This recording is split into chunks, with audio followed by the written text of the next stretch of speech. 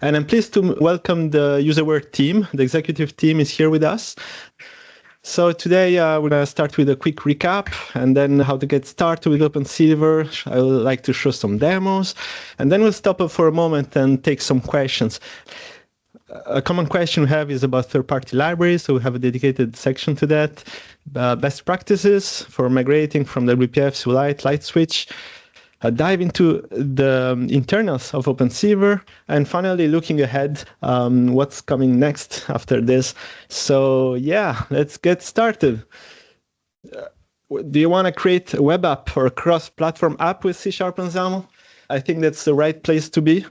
If you have a WPF app as well and you want to go on the web with it or cross-platform, or if you have a Silverlight or LightSwitch app, hurry up because your Silverlight app might stop working.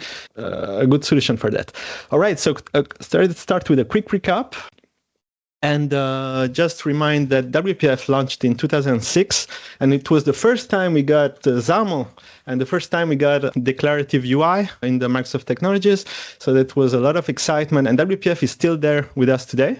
With build 2024, Microsoft recommended still WPF for new desktop apps, along with WinUI 3. And Silverlight launched soon after, and it was a subset of WPF, so running WPF in the browser through a plugin. And then Microsoft launched Microsoft LightSwitch to create line of business apps without coding or very little coding. So all was very promising until, well, the mobile with phones and tablets became a thing. And there was this famous Thoughts on Flash letter by Steve Jobs in 2010 that said Flash would never be on iOS. So all browsers started stopping to support plugins or announcing that they would stop supporting plugins, and that would mean the end of Flash, of course, and Java and Microsoft Silverlight. So Microsoft announced Silverlight end in 2011 with end of support in 2021. So from our side, this is the history. So we started this project in 2013, or the company UserWare was founded in 2007. CSHTML5 initially allowed to create JavaScript apps, so it would convert C# into JavaScript. And then it became open source in 2019, and finally we renamed it to OpenSilver in 2020. And when we did the rename, we also moved away from JavaScript and embraced WebAssembly, which became a thing in 2015, 2017 among most current browsers. So from there, we had a very tight roadmap with a lot of advancement. With version 1.1, we had the ability to preserve almost 99% of Silverlight code bases among the apps that we migrated. That's what we saw. And then we added VBNet, F#, LightSwitch compatibility pack, the UI designer, and it was also the first XAML designer for VS Code. And now, today, just a few weeks ago, we released OpenSilver 3.2. So that's where we are with .NET MAUI hybrid support. So we're going to dive into all of this.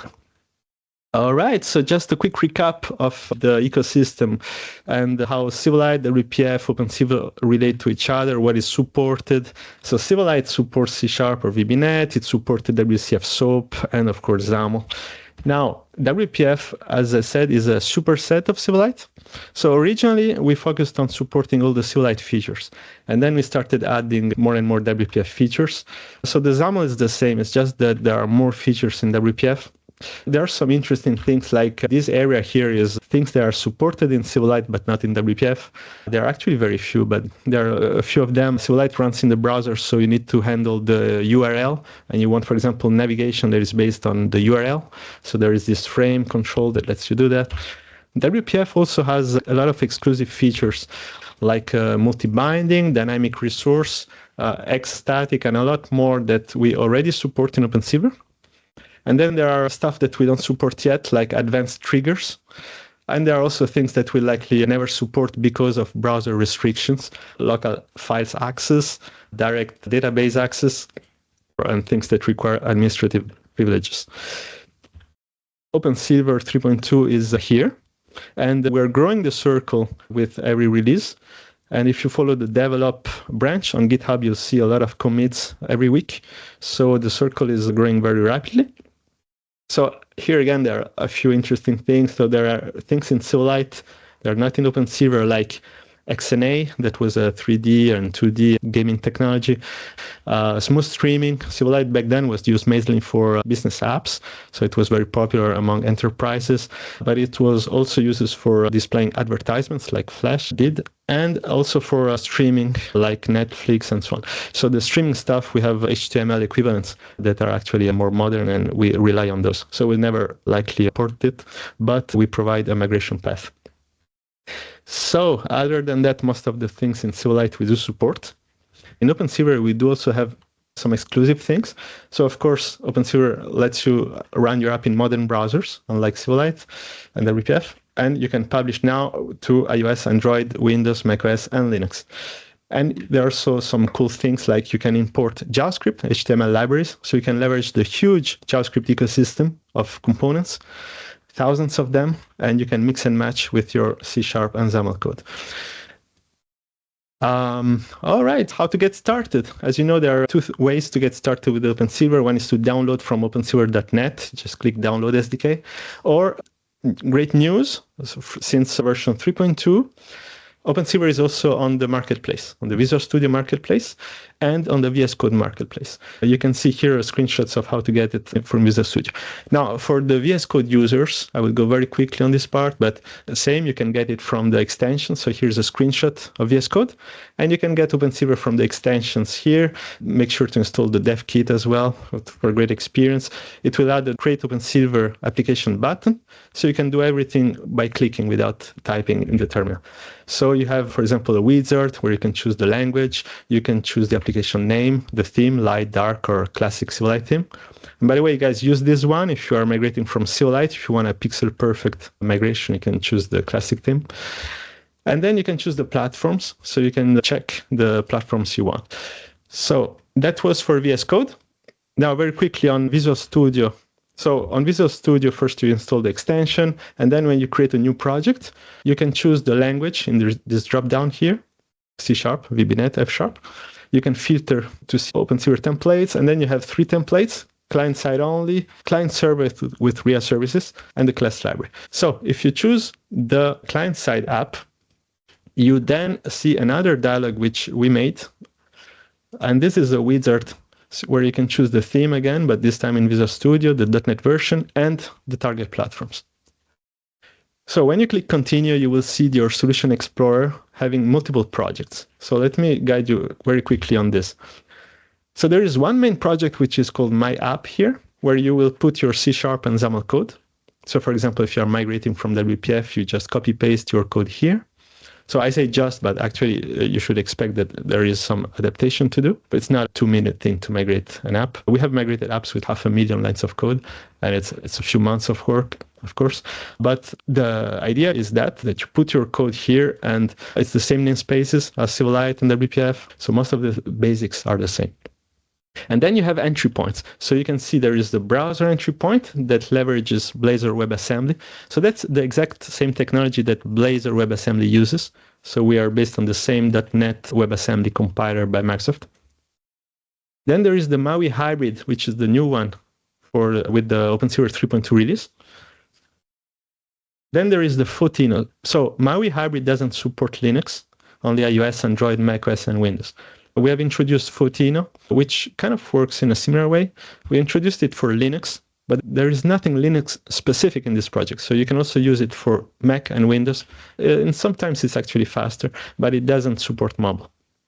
And then there's the simulator project. If we have time, I'll demo it to you. It's great to debug with a full debugging experience that you would expect with technologies like WPF. Much better debugging experience than in the browser, for example. All right, so let's do a demo.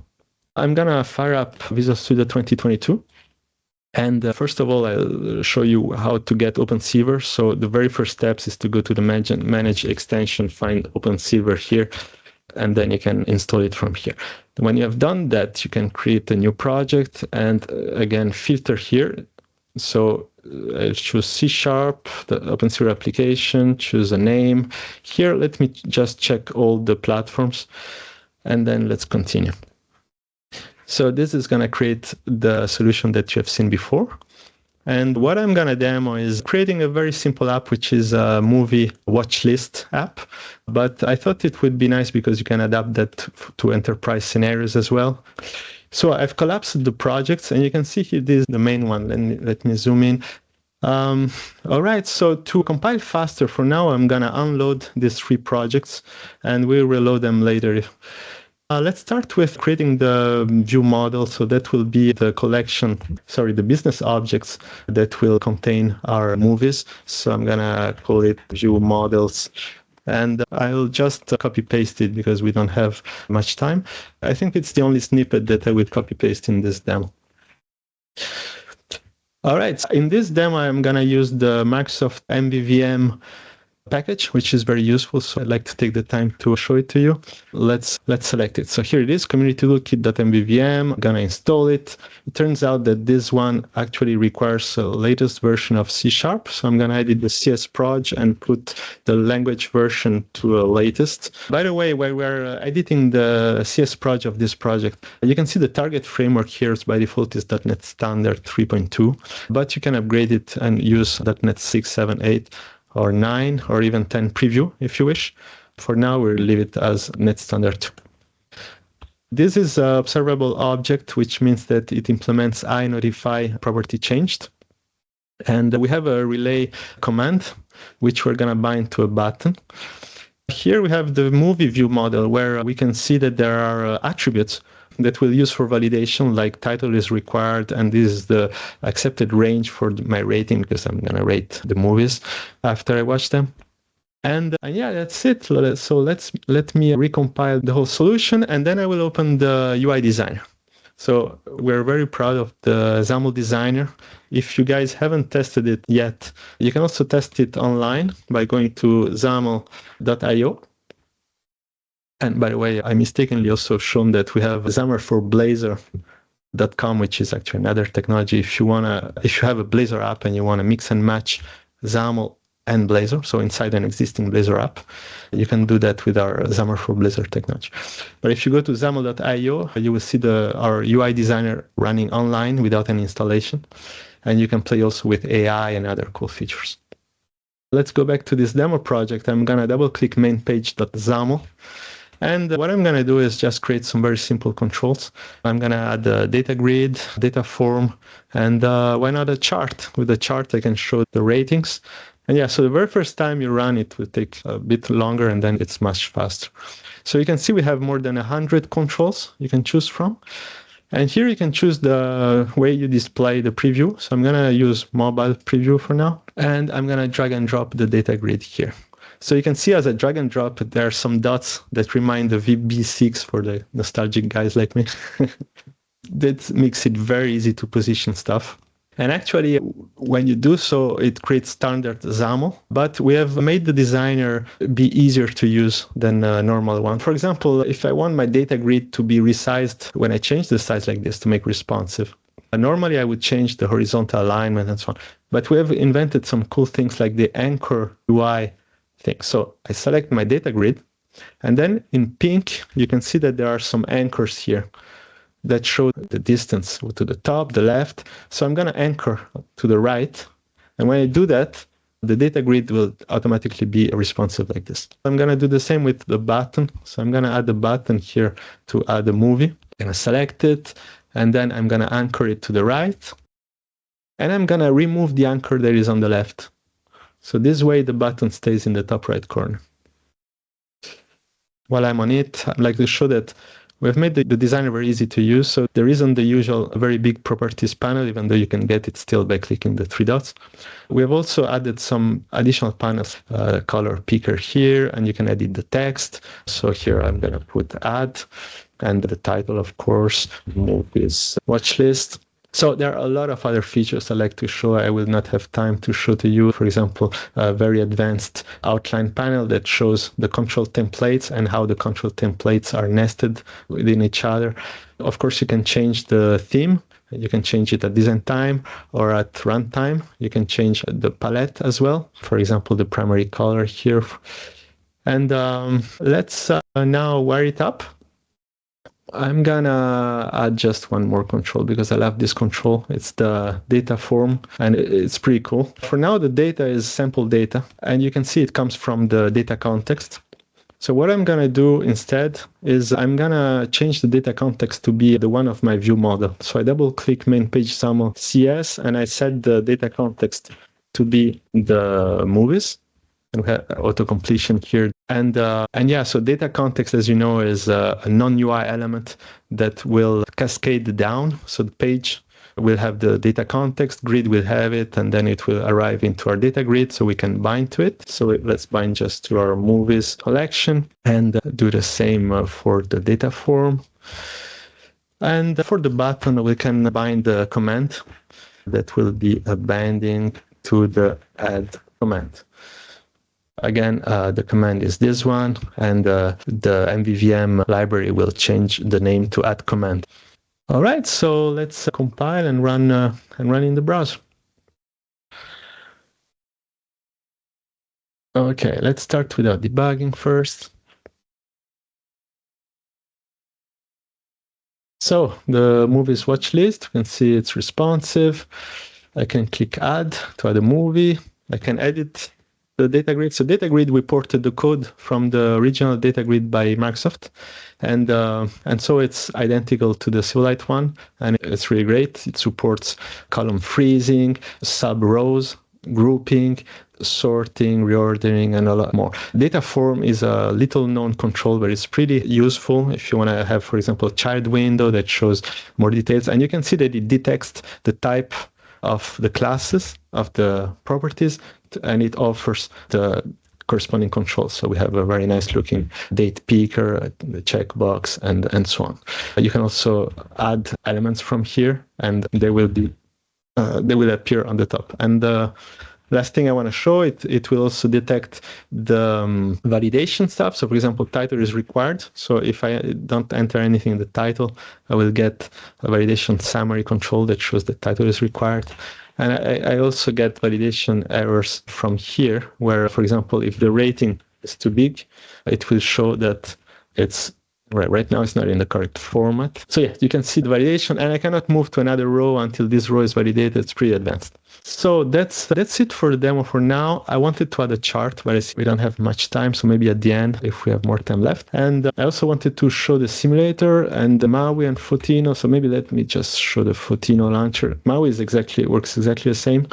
So let me reload this project. I just use this one because it starts faster. So let me start a new instance. So Fotino is running.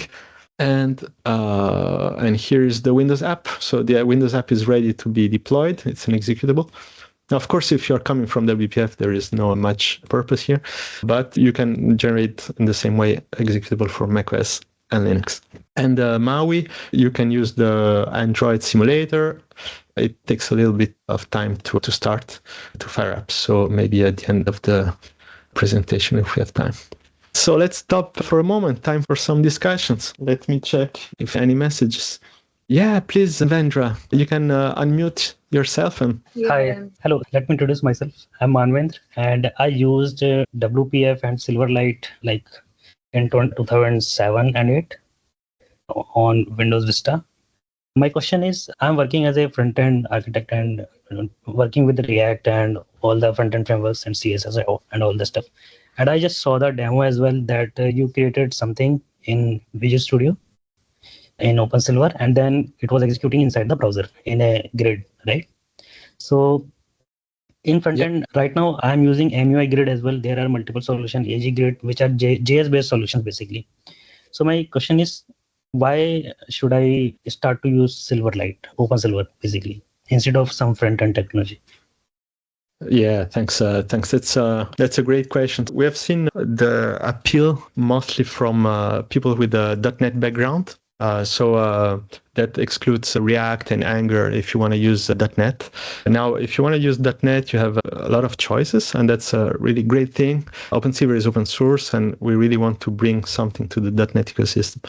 Of course, there is MAUI. So MAUI is phenomenal. By the way, I'm running right now the MAUI hybrid thing because I saw someone in the chat asking to sit on MAUI. As I said, it takes a long time to load, especially the first time, but we can keep it running. MAUI is phenomenal. Right now, it works on iOS, Android, Windows, and Mac, so you cannot create a web application. So you may want to use OpenSilver if you want to also target the web. There is Blazor, of course. So Blazor is C#, so that's fantastic. And we use some of the Blazor technology, so we're really fond of Blazor.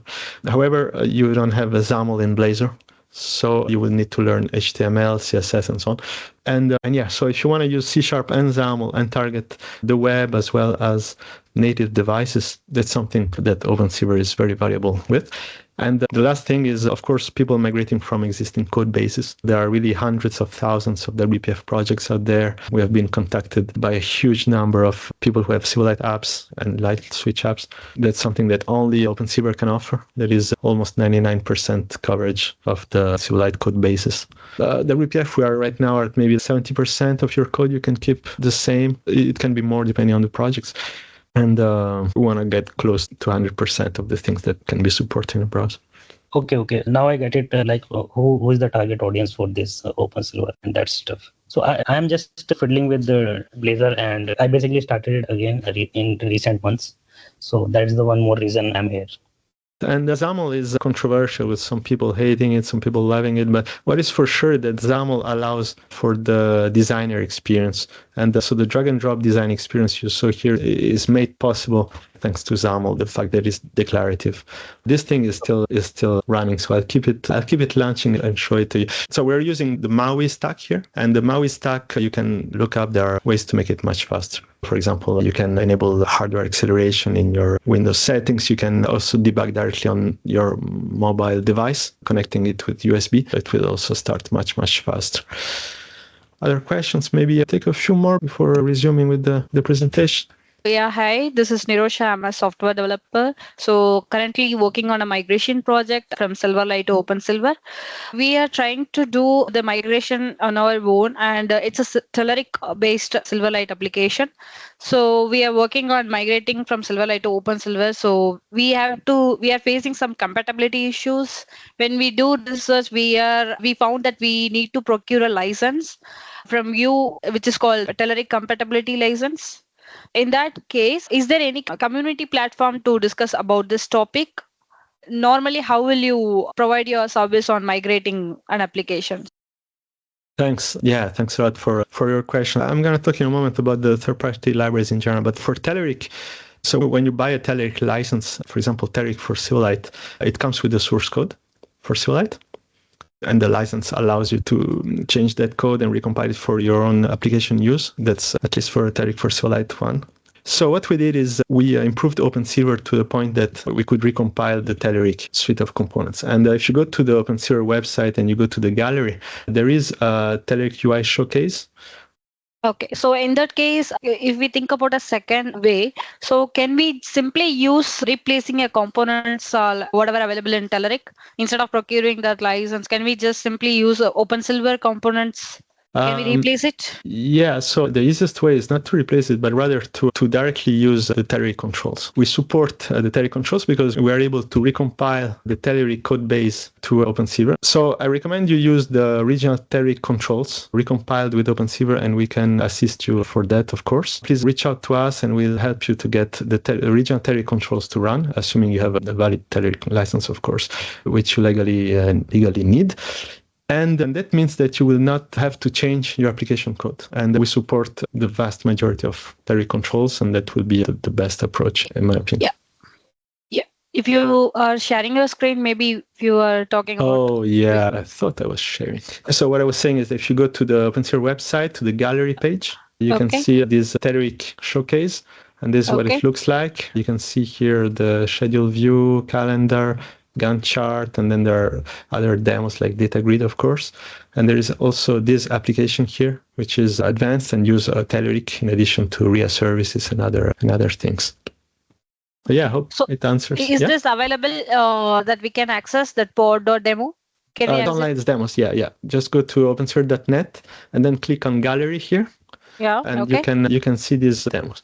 By the way, there are a few other very interesting demos. There is a LightSwitch migration, and you can compare the original, the migrated as well. You'll see that it's pixel perfect. Yeah. Okay. Thank you so much. Yeah. So while I'm on this screen, there is this to-do calendar app, which we launched now with the 3.2. And you can see that we published it on most app stores. So we have the Apple App Store, Google Play, and we're now publishing it to the Microsoft Store as well. You can download the executable and so on. So this is fully open source. You can find the GitHub link here. So if you want to see a real world app, this is a much smaller app than the Repton I've shown, but it's functional. You can install it on your phones and you can see the source code and how it works. Especially this app shows how to integrate with native APIs, like accessing the calendar, saving calendar events and so on. And you can see also that it works differently when it's in MAUI and when it's running in the browser, because the same app also runs in the browser. So we have if basically running in the browser, do this, else if running on device, do this for accessing the calendar. And speaking of native APIs, we also have this showcase app here. We have added a section dedicated to demoing how to access the vibration, geolocation, and other native APIs, so you can copy paste snippets from there. Other questions? I think Alexander. Giovanni, we got two questions in the queue. One is the light dark theme. Is it possible to change the theme at runtime? Yes. Absolutely. It's possible. So for example, XAML.io here itself was made in OpenSilver. So our designer is itself made in OpenSilver. And you can switch the theme here in the designer, but you can also do that in code. So for an example of in code, I recommend you go to the OpenSilver Showcase app, which is here. And the source code is on this GitHub. You have this toggle at the top that shows how we switch theme at runtime. And you can configure the palettes as well if you wish to have a different palette. So you can see on GitHub how it's done. That's great. And Frederick's got a question. Can we use OpenSilver in a Blazor component project that would be used in an ASP.NET Razor Pages project? Yeah, so that's another product we have, which is XAML for Blazor. And we are updating it to add the features that are now also in OpenSilver. And with this project, you can mix and match XAML and Razor code. Now, as far as OpenSilver is concerned, so OpenSilver primary goal is to have a C# XAML development experience, and it's fully open source. And we're working, among the things that we're working on adding support for Razor inside OpenSilver.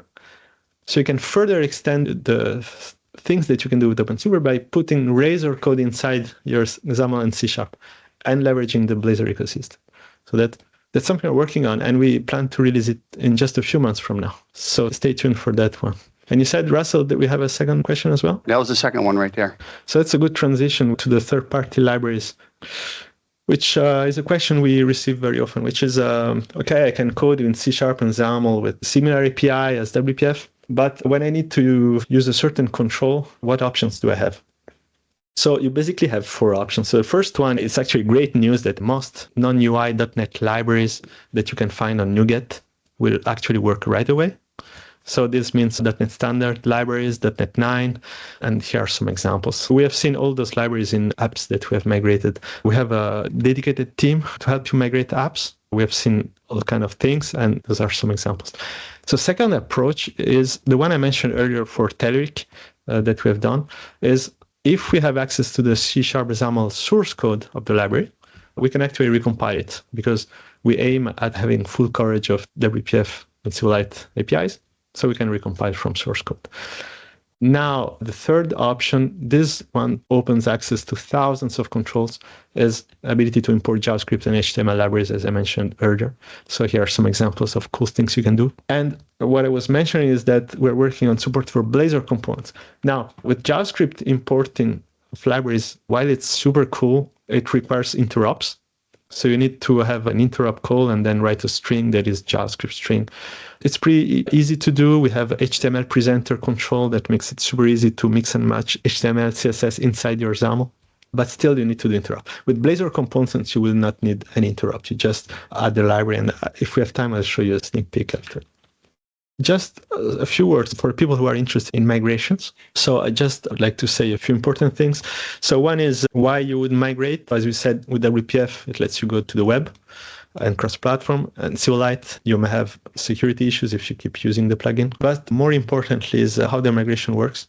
It's not a plug-and-play thing. While I explain this thing, I can demo a few more examples from the gallery. So here we have an app that was migrated from WPF. And you can see here it's running inside a view box. So view box will make the UI resize based on the window size. And you can see it's pretty complex. So you shouldn't expect a WPF app like this to be migrated in a few hours or in a few days, depending on the size of the code. There are, as I said originally, some things that are not supported in OpenSilver yet, and some things that will likely never be supported, like access to the full file system or stuff. There are also small things that work a little bit differently because of browser limitations, security limitations. So small things like the save file dialog in the browser, you cannot force the display of a save file dialog. Usually by default, the file will go to the downloads folder. The open file dialog in the browser, it needs to be asynchronous. So if your code is synchronous, you have to change it. There's no way around it. So it's not plug and play. But the cool thing is that you don't need to change the backend. You only migrate the front end. Here I'm going to show another demo. This is the original Silverlight demo application by Microsoft. And it shows a lot of controls, so I will not show all of them, but just a few things like here, the data grid, you can see some features like grouping, frozen columns, and so much more. There are also original theming from back then, even though now we have modern themes. And by the way, after you migrate, you can then, if you want, modernize the app by using the modern themes that we have in OpenSilver. So for that, it's very easy. You start with the classic Silverlight theme, and then your controls like the button, we have this look.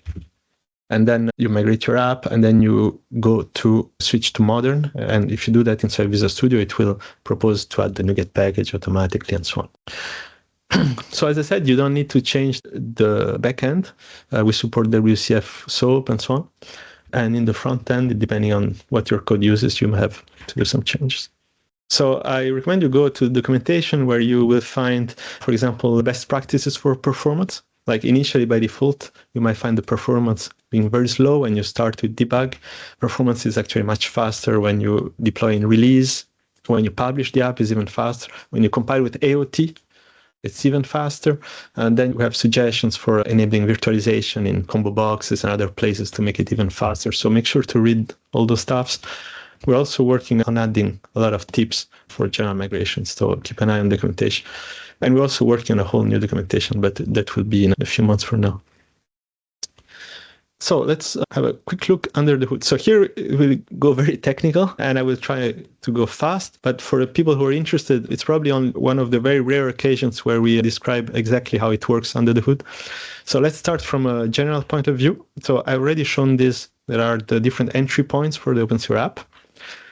Now, each entry point is here with a different color. And the way it works is, so your code is here. It's a WPF type of code, so you can also compile with WPF. You can use compile directives if you need to change some things, but you can share most of the code. Then the same code you can compile for the web, and C# will become WebAssembly. XAML will render as HTML and CSS. If you choose one of those platforms here, you will be using MAUI hybrid. C# still remains .NET, so it will be a DLL or native code. And XAML will still render HTML, CSS inside a web view, which is basically an embedded web browser inside the app. So we do this for many reasons. One is that we keep the framework web first, which means that you can use JavaScript libraries. So if you use a JavaScript library and a Blazor component, for example, which are coming soon, you can still target those frameworks. And that's because we use a web view to render. Another benefit of using web view instead of native UI is that it will render pixel perfect identical on all platforms, so you don't have all the glitches that some people are familiar with when they target iOS, Android, and so on. Photino works in a similar way, and then the simulator in a similar way. Let me explain to you. To start, we run in the browser and how XAML becomes HTML. So your XAML code and C# reference the OpenSilver runtime, which references the .NET runtime. And all of those are compiled to WebAssembly files using the Microsoft compiler, which is the same as Blazor. Now, you publish this to a file server. So those WebAssembly files you put on a file server together with the index.html, which comes automatically. And then the user who has a browser will actually navigate to the URL of this file server, and those files will be downloaded and will be executed locally inside the browser security sandbox, which, by the way, is a great security. It's the same security as when you navigate on any website. You don't worry whether the website with JavaScript is going to create damages. Here we have the exact same security. It's all client-side. It's not like a Blazor server-side. Here it's all client-side inside the security sandbox. Now, how do we render the XAML? So say in your XAML code you have a text block like this. The first step is to actually remove this XAML and create the corresponding C#. So the OpenSilver compiler will create the text block in C#. Then what we're going to do is have a look at the OpenSilver runtime. OpenSilver is fully open source. You can get it on GitHub. And in the OpenSilver runtime, there is, of course, the text block class.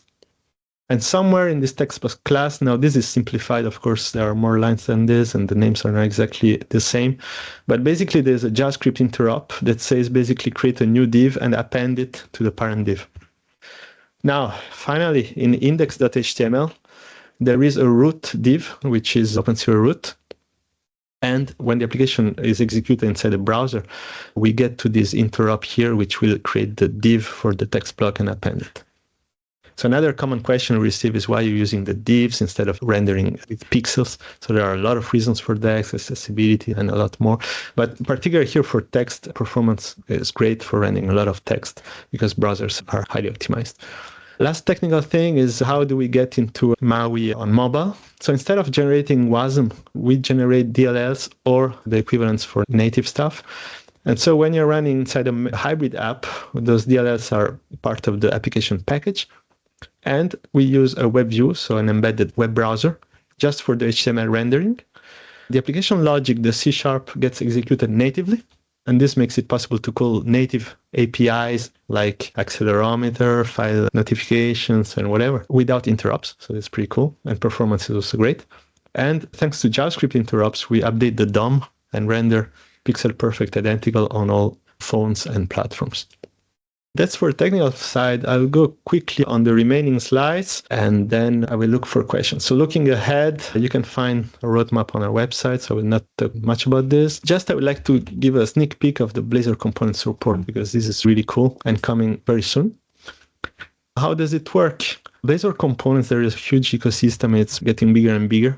For example, we have this Radzen with more than 90 components with very cool things like a lot of different types of charts or HTML editor or stuff that would be complex to recode in C# and XAML. So first you need to prepare your project, just reference this package. By the way, this package is not yet available, but it's in preview. So if any of you is interested, please ping us, reach out to us, and we'll give it a preview to you. It's going to be in one of the future OpenSilver releases.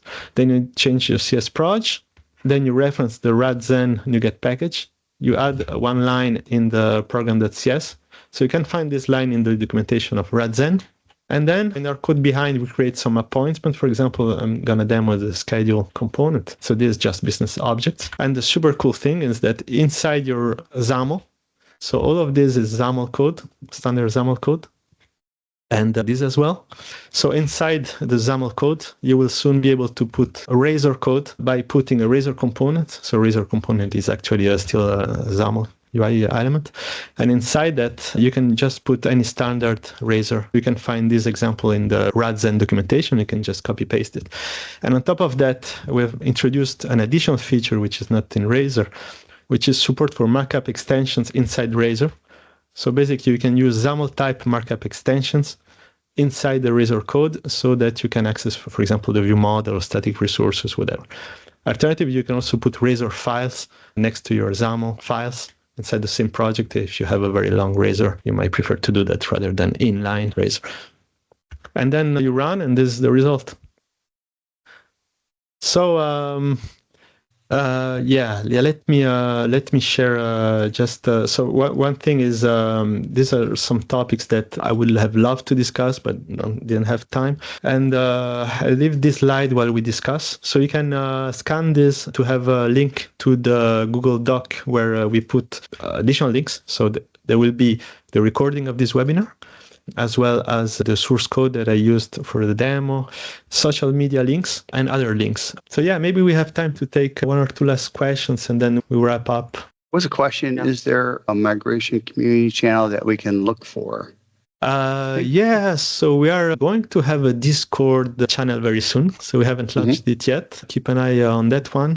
Other than that, we have the forums on GitHub. So if you go to GitHub, indeed, there's the discussions. And of course, reach out to us. We have a team dedicated to migrations. We've been migrating for many years, so we'll likely know the answer to your questions.